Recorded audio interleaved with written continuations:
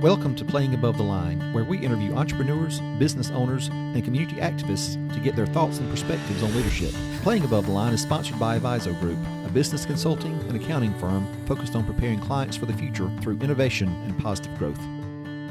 Welcome to Playing Above the Line. I'm Alan, your host, and excited about this interview today. I've known Mark Wright for several years now and have always enjoyed following what Mark is doing. And Mark, we were talking before we started recording.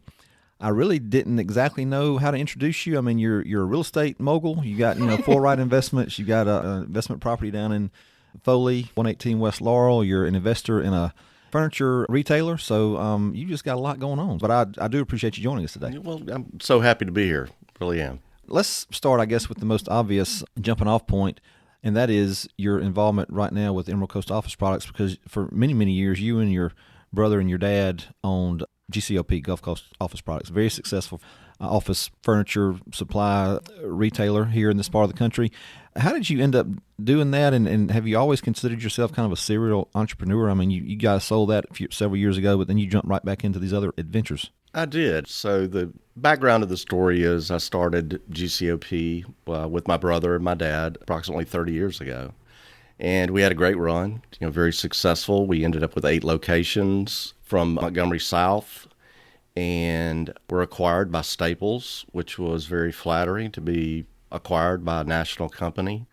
And I ended up working with them for 18 months and wanted to move on to something a little more personal. So I moved on, and as you mentioned, I was able to invest recently in a new startup of an office furniture company over in Pensacola called Emerald Coast Office Products. And the reason is, and even for the other couple of entities that I am, is I miss the relationships and dealing with the individuals. And I can say with the other couple of ventures that I've gone into too. The real estate, a couple of buildings that I'm working with in Foley. One is a leased property. The other is a development opportunity that me and another partner have been working on. That's the 118 West Laurel that you mentioned. That's more of a labor of love, and it's a sense of giving back to the community. The City of Foley afforded us the opportunity to take this project on. It's on a corner in Foley at West Laurel and Austin. It was formerly a bakery back in probably the 40s and 50s. Okay. So we're going to take on restoring the building, hopefully turn it into a restaurant and a couple of apartments upstairs, and help to revitalize the downtown area of Foley. Yeah, that's great. Well, you mentioned in that introduction the word relationship, and I know that John, your brother, was kind of the numbers guy, and you were always kind of from my perspective anyway, kind of the sales guy, the guy that was out there interacting with customers and chasing down leads and whatnot. So obviously that part of it is very important to you, the personal interaction. The personal interaction is probably the biggest part of me. And yes, my brother was a numbers guy. My dad, who was my mentor, he was a people guy. He owned a pharmacy in Foley for 63 years. I watched him interact with the people of Foley and his clients and friends, and I tried to emulate that. My brother did have a famous statement that he said, "Mark, you've got to stop making friends and make money one day." And I said, "Why?" So if you're developing these relationships and stuff, hopefully, the money will follow and stuff. Yeah. And so that's what we've been able to accomplish. No doubt. Your dad, Jim Speedy Wright, where did the nickname Speedy come from? It was not from his speed. Okay. It was completely opposite of that. He was a procrastinator. Okay. Extraordinaire. Yeah. He was commonly referred to as Speedy, but it was not for his speed. One of the sweetest guys I've ever met in my life. I just really liked him a lot. Let's talk about him and what you learned. I mean, you on your show primer, we asked you for a leader you admire, and you said my dad. So what about Mr. Jim resonated with you throughout your life, and what have you taken away as far as your leadership style and the way that you interact with people now? I watched him through, a son's eyes first to just see how he interacted in his everyday life at the drugstore and how he interacted with the clientele, the patients, or whoever it was that was coming in. He took a personal interest in them. I watched that a lot. Some of the other things I really admired out of him, he not only was a pharmacist, and he was a business person. I'm emulating exactly what he did. And so that's the bottom line is he did real estate transactions. He owned property. he was always exploring. I'll put it that way. He taught me all of the ups and downs. He said life is like business. It all goes in cycles. And there is going to be some really nice ups, and there's going to be some really, really bad downs and stuff. And what you've got to do is prepare yourself for each and be able to last through those times. And you do that financially. You do it any way that you can. Well, let's talk about those years at GCOP because obviously probably where you spent the majority of your career anyway before the sale. So talk about what you thought was important as you were leading what ended up being a really sizable company. So what did you do back in those days? My management style was probably maybe a little different than most. I was more sales-oriented. That was my primary function. But I functioned also as the CEO and president of the company, too. So I was wearing two hats at the same time. To manage a sales force is pretty unique. You have to understand the personalities of the people that you're managing. That's one. That's probably the best. Because in a group we probably had 15 or so salespeople, each diverse in their own way of how they sold, each diverse in their lives, but understanding them where they are and how to coach them to be successful, I think that was basically it.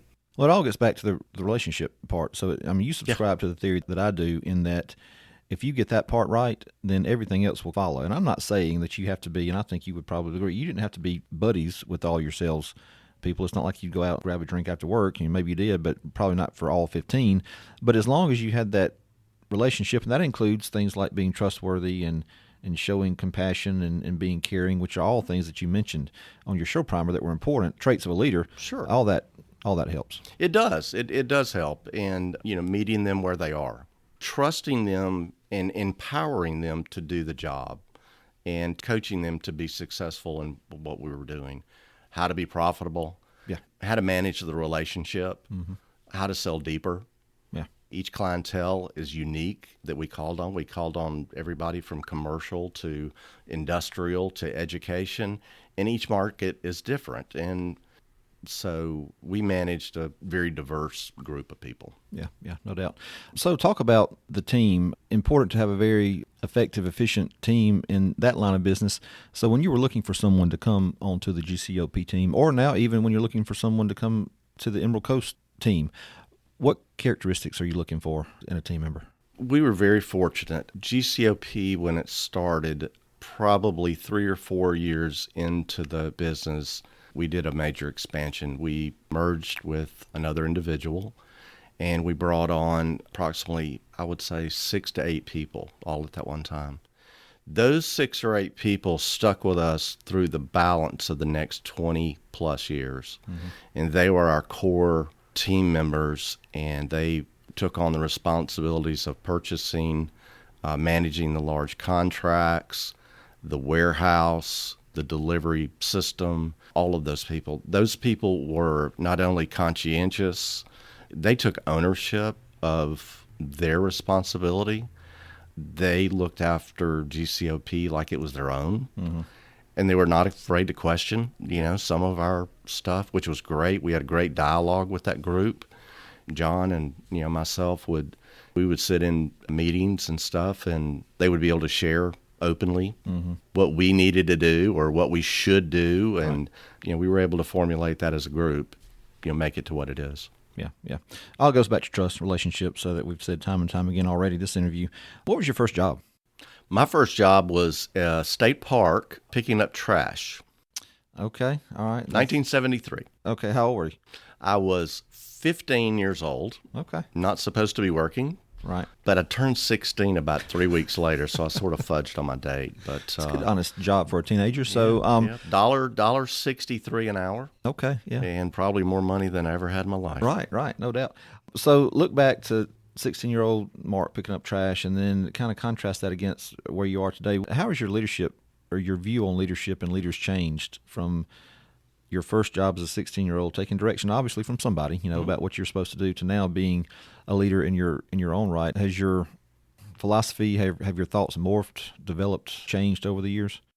That's a great question. From basically 16 years old until I was 22 or 23, I worked almost a different job every summer. My father would not let me work in the drugstore until I worked outside for a year or two. So I was not able to work on the inside of the drugstore until after I'd experienced the heat of picking up trash in the Gulf State So when you Park. say outside, you mean not outside business. You mean outside, like I'm in talking the sun outside, so I would appreciate the great indoors. I got you. That was a life lesson I obviously have never forgotten. I did work at the golf course for a couple of years. You know, I was able to work under some really, really good people and watch how it boils back again. It comes back to how these leaders were in relationship with their members. Yeah, that's good stuff. So in everything that you've done, I mean, you've done a lot, you've seen a lot, been involved in a lot of different ventures. How do you ultimately measure success? I mean, what metric do you have in place to say, okay, what I have just gotten through doing, what I have accomplished, the outcome of whatever this is successful? What do you use as a measuring stick for that? Success is, I mentioned this in another place one time, success is making your community successful. The ultimate success is making your community viable, and it's a passion of mine. I mean, to give back to the people. I mean, it's give back to the people that have given to you and the community that's given to you. So that's real important to me. My brother hates for me when I say this. I said, money has never been a motivating factor for me. Yeah. And I sincerely mean that. Success is not driven by money. Well, success is, it's a byproduct. Right. It's a byproduct. Right. But, well, to your point, when you sold GCOP, you could have sat back and played golf every day for the rest of your life, right? Yeah, because you're in a position to do that. Yes. But you didn't. Emerald Coast Office Products is one thing, but I think the fact that you took some of that hard-earned money from that sale of GCOP and put it back in things like 118 West Laurel and then your other real estate ventures in Baldwin County go to the fact that you're not just saying that. I mean, you really do mean it. Putting the dollars behind it obviously means something. There's some mentorship in it, too, that my relationship with Emerald Coast, Mike, my partner over there, is a former employee. It's really great. I go over there a day or two a week. We strategize. We talk on a daily basis. I like being engaged. I like keeping my mind engaged. Sometimes I think I've got maybe a few too many balls in the air, but I like it that way. So it's been fun. So mentorship obviously is important. I mean, I think you'd probably say that your dad was your mentor or a mentor, but then it's also important, it sounds like, for you to be on the other side of that and mentor others. It is. It's real important. I like talking to people. I like business in general. Yeah. And it doesn't matter if it's the real estate or if it's sales or whatever it is. I just like the strategy of being able to accomplish a goal. The goal is to be successful. Right. And there's levels of success. I mean, there's obviously monetary success. There's community success. Yeah. I think I'm more focused on community success right now. Yeah. I want to see things prosper. Baldwin County is a great area to do it. You got to invest back into what you've been blessed with. Yeah, no doubt. And obviously, you're following up with those words by actions for sure.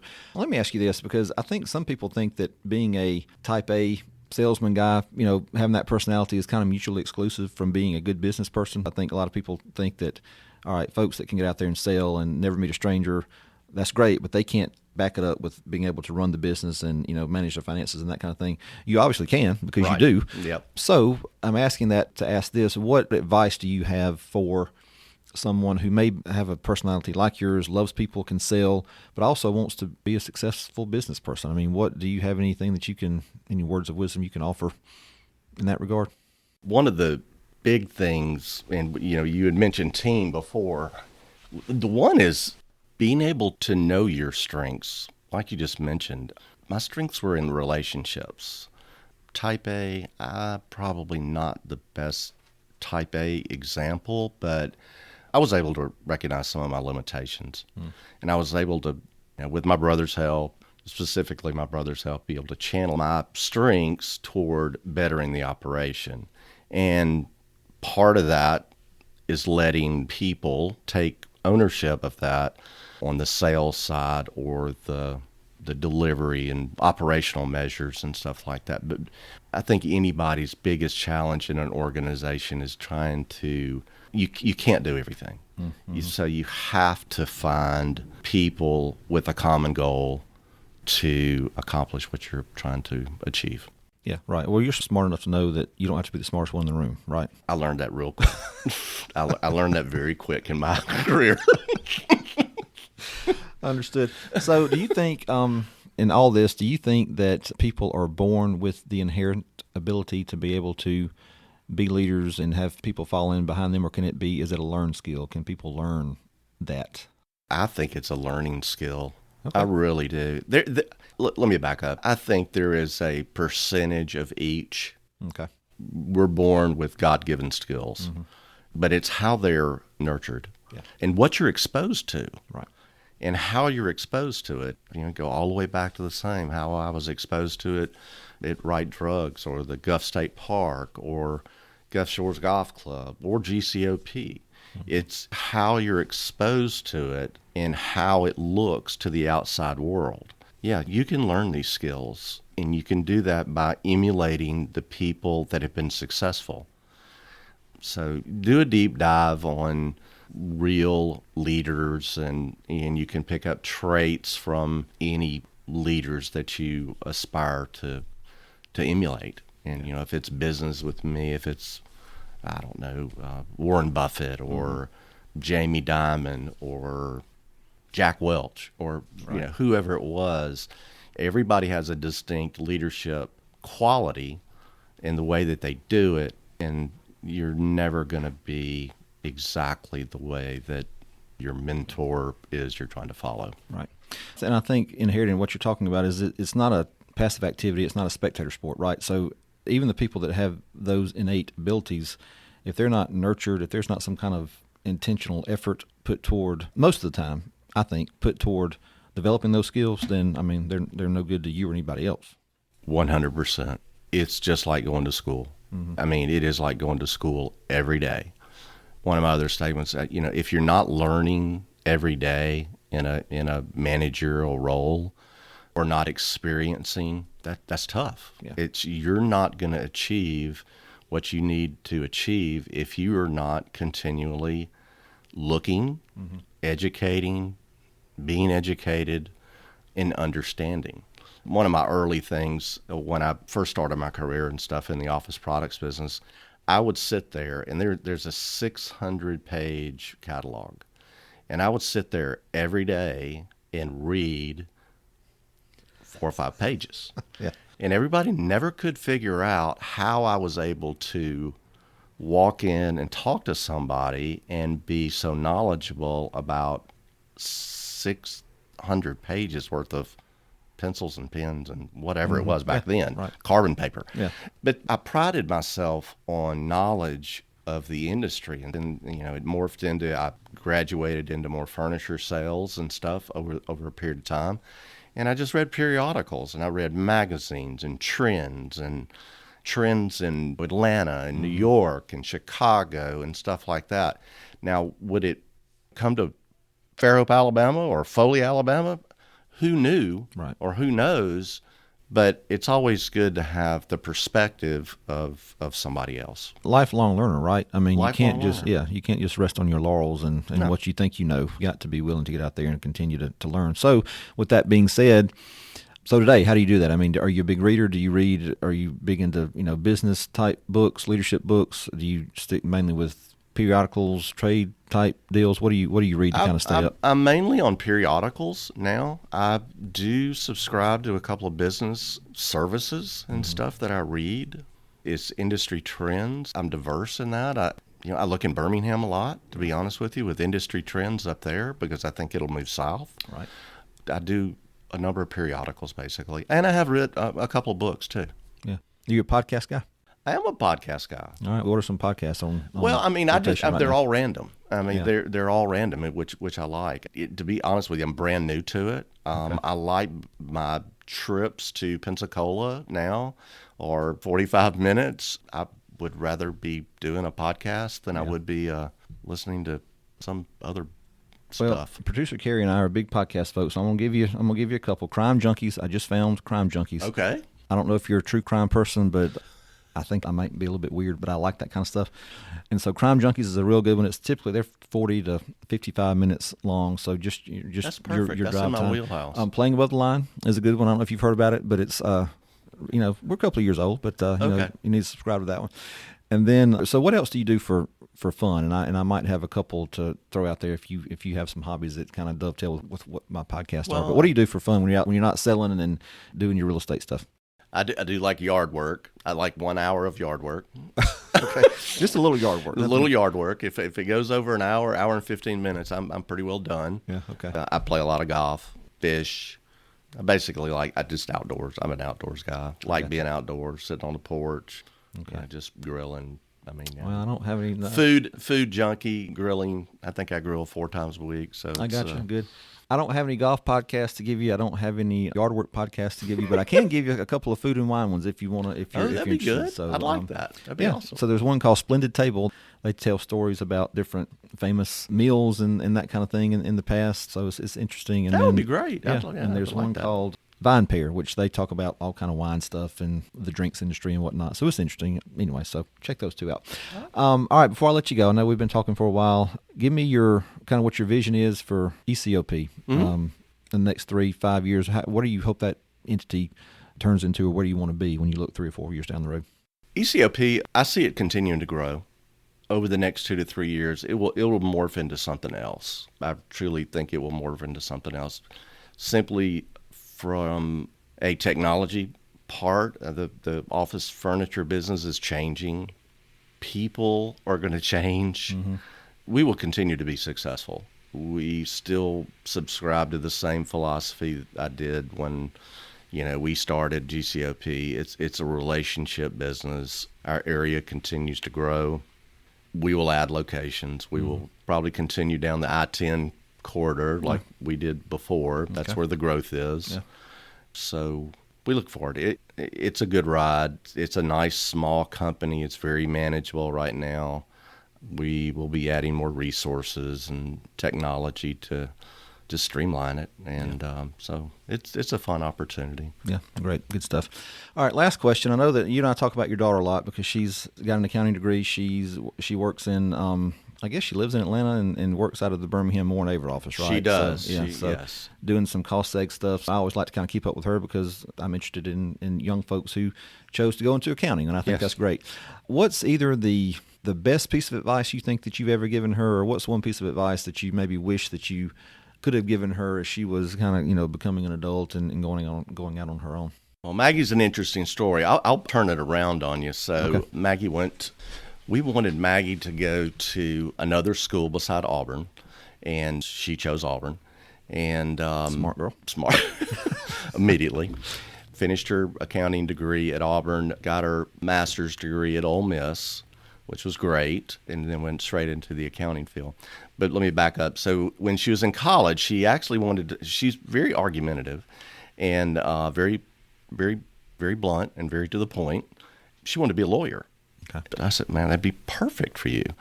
And she called after the first, I guess about 1.5 years, and she says, Dad, I'm going to change curriculums. I want to be an accountant. And I said, really? And she said, because I'll be employable. And I said, wow, that was a moment of her growing up, for one, and realizing she had a pretty good head on her shoulders. Yeah. And she was way ahead of me on that, I can assure you, because it took me many more moons than that to figure out what I was going to do with my life. But she's done well. Yeah. She does cost segregation for Warren Averett. She enjoys it. She works very hard, and very proud of her. Yeah. Well, it's always a good thing when the child that you raise can teach you something, right? So it's not a bad thing. It is. Yeah. The other quick story of Maggie is I had the opportunity to visit her in Atlanta a few weeks ago, and with COVID, she's working from the house, and she has one bedroom set up as her office. And I was sitting there listening to the conversation she was having with a client, and I promise you, I was sitting on the couch outside, and I could not even recognize that was her. I mean, it's so over my head and so technical and so out of body that it was pretty amazing. But it's very interesting to see your children grow up. So absolutely. I've been very fortunate. Yeah. Mark, thank you so much for your time. This has been great. We've had a lot of fun. Thanks for joining us. Thank you. We hope you enjoyed today's episode, and if you did, be sure to rate, review, and subscribe on iTunes and Spotify. It definitely helps us in the ratings, and it also makes it easier for other folks to find the podcast. And as always, a big thank you to producer and editor Carrie Wolf. Playing Above the Line is sponsored by Aviso Group. If you want to know more about who we are and what we do, you can visit our website at avisogroup.com. That's AVIZO group.com. You can also check us out on Instagram, Twitter, and Facebook. Thanks for listening.